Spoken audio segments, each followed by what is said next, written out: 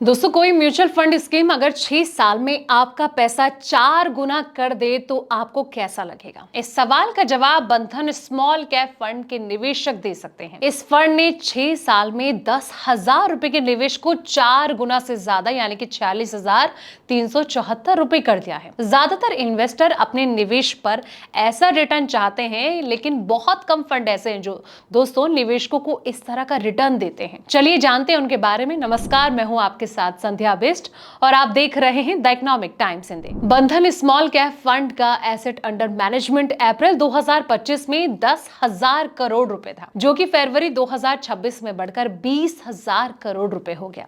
इसका मतलब यह हुआ दोस्तों कि एक साल में कम वक्त में इस फंड का AUM 2 गुना हो गया है। इस महीने इस फंड को शुरू हुए 6 साल पूरे हो जाएंगे। फंड हाउस का यह कहना है कि इस स्मॉल कैप फंड ने कंस्ट्रक्शन रिस्क से बचने का काफी फोकस रखा है और टॉप 10 शेयर में सिर्फ 30% निवेश इस फंड के पोर्टफोलियो में शामिल।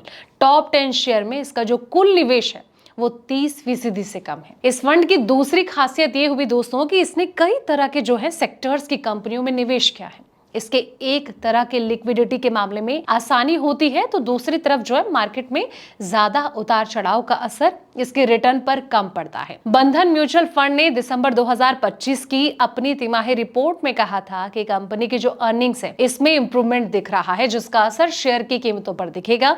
हालांकि इसे शेयर का जो सिलेक्शन है वो करना मुश्किल हो जाएगा।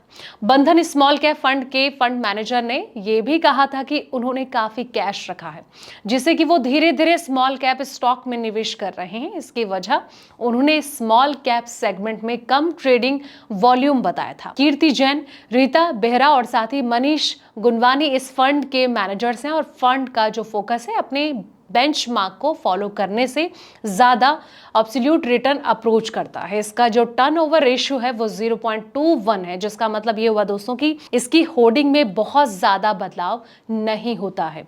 इसका शार्प रेशियो जो है 1.32 है, जो कि रिस्क एडजस्ट रिटर्न के बारे में बताता है कि दिसंबर 2025 में इस फंड ने रियलिटी, फाइनेंशियल सर्विसेज और साथ ही टेक्सटाइल से ज्यादा निवेश किया था।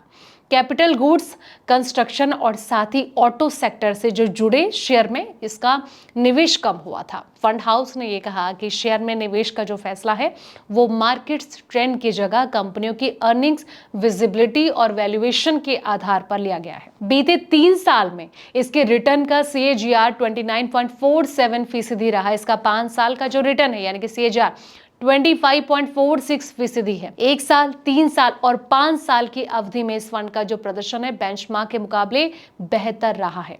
इस फंड में कम से कम 100 रुपए से सिप के जरिए निवेश शुरू किया जा सकता है। इसका मतलब है कि इसमें सिप शुरू कर महीने कम पैसे से भी शुरू किया जा सकता है, यानी कि छोटी रकम से इसकी शुरुआत की जा सकती है और आने वाले टाइम पे आप करोड़ों का कॉपर्स तैयार कर सकते हैं। लेकिन निवेश से पहले एक बार अपने फाइनेंशियल एडवाइजर से जरूर सलाह लें। फिलहाल इस वीडियो में इतना ही। ऐसे तमाम वीडियोस के लिए आप देखते रहें द इकोनॉमिक टाइम्स हिंदी।